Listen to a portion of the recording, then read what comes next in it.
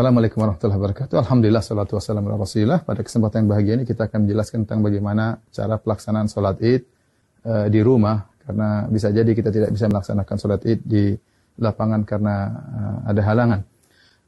Para ulama, jumhur ulama berpendapat bahwasanya dibolehkan sholat id di rumah bagi orang yang tidak bisa menghadiri sholat id di lapangan.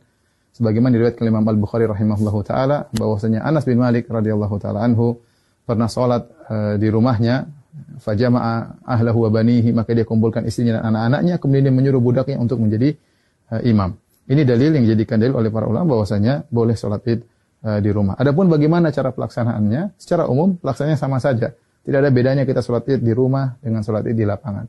Bedanya kalau di rumah kita tidak melaksanakan khutbah, itu saja. Baik, saya ingatkan kembali bagaimana cara pelaksanaan sholat id. Sebelum sholat id kita disunahkan untuk mandi, ya, yaitu mandi tersebut kita kerjakan setelah terbit fajar agar kita mandi di hari Id, ya. Setelah itu kita disunnahkan juga untuk makan korma dalam jumlah witir, ya, mau 3, mau 5, mau 7, karena itu sunnah Nabi SAW. Kenapa kita dianjurkan makan korma? Untuk menunjukkan bahwasanya hari tersebut adalah hari Al-Fitr. Al-Fitr secara bahasa artinya berbuka. Idul Fitri artinya hari berbuka, artinya kita sudah tidak puasa lagi. Maka kita tunjukkan bahwasanya kita berbuka. Sebagaimana kita berpuasa karena Allah, kita berbuka juga karena Allah, dan Nabi SAW segera menunjukkan berbukanya tersebut. Kalau tidak ada korma, maka sebenarnya Allah mengatakan boleh makan yang manis-manis. Kemudian setelah itu kita sholat id. Adapun sholat id, maka waktunya dimulai dari waktu syuruk, yaitu sekitar 15 menit setelah sunrise, setelah terbit matahari.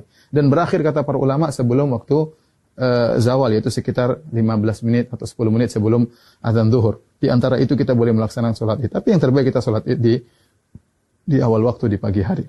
Adapun pelaksanaannya, maka kita bertakbir rakaat pertama 7 kali, rakaat kedua 5 kali takbir.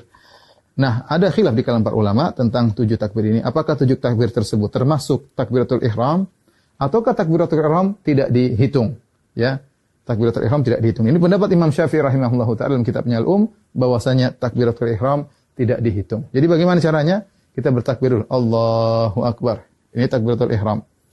Kemudian kita baca doa istiftah. Setelah kita baca doa istiftah, baru kita bertakbir 7 yang disebut dengan takbirat zawaid, takbir tambahan.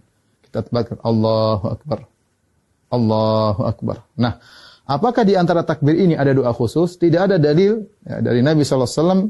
Nabi pernah disebutkan membaca sesuatu di antara takbir-takbir tersebut. Oleh karenanya, pendapat mazhab Maliki tidak ada bacaan. Namun sebagian ulama berpendapat boleh membaca sesuatu seperti mazhab Syafi'i. Kita boleh bertakbir, boleh bertahmid, boleh bertahlil di antara takbir-takbir tersebut.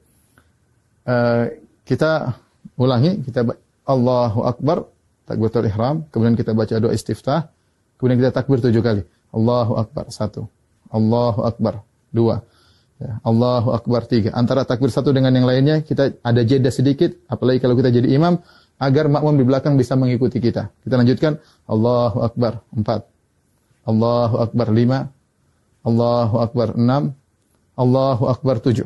Setelah itu kita ta'awudz, kemudian kita baca Al-Fatihah. Setelah baca Al-Fatihah, kemudian kita baca surat. Nah, surat ini kita bisa baca, disunahkan baca surat Sabbihisma Rabbikal A'la, atau kita baca surat Qaf, ya. Salah satunya sunnah, seandainya seorang baca surat yang lain juga tidak jadi masalah. Setelah kita selesai baca surat, maka kita ruku, Allahu Akbar, ya, seperti biasa. Kemudian kita sholat, sampai kemudian kita pada rakaat, mau naik ke rakaat kedua, tatkala kita sujud, ya, kita sujud, kemudian kita mau bangkit ke rakaat kedua, maka kita bertakbir.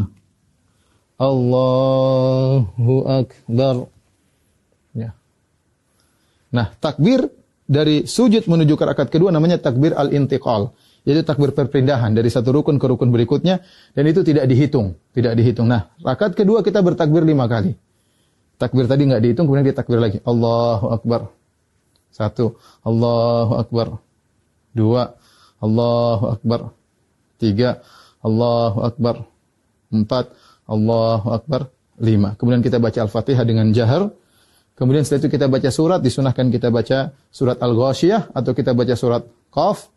Surat Al-Qamar, kita baca surat Al-Ghasyiyah atau kita baca surat Al-Qamar. Kalau tidak, kita baca surat yang lain, tidak jadi masalah. Kemudian kita selesaikan salat kita. Nah, setelah salat apakah ada khutbah? Jawabannya Anas bin Malik ketika mengumpulkan anak dan istrinya beliau tidak berkhutbah. Oleh karenanya asalnya kita tidak berkhutbah. Namun sebagian ulama seperti Ibn Qasim dari mazhab Maliki mengatakan jika berkumpul banyak orang maka ada yang berkhutbah maka itu baik, tidak mengapa, tidak terlarang ya.